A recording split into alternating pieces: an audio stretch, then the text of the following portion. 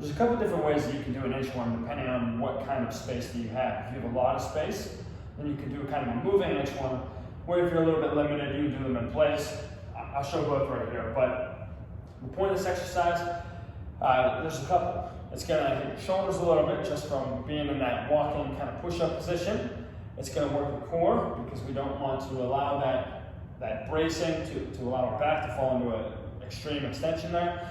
And third, it's gonna stretch out our hamstrings a little bit because we're trying to keep our legs as straight as we can when we do this. So, what does that actually look like?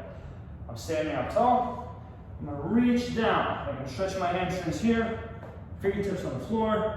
I'm gonna walk my hands out to a flat back position. And now if I'm doing the stationary one, I'm just gonna walk the hands back in with little baby steps. I always tell people you can stand up at the top if you would like, you don't have to.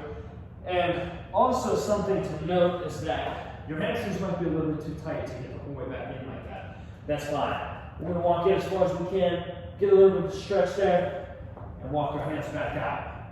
Each time in and out, or out and in, is gonna be 1 rep. As I said, that was our stationary version. Another version that I like to do is mobile, where you're actually going a certain distance, or a certain number of reps, whatever you want to call it, or however you want to monitor it.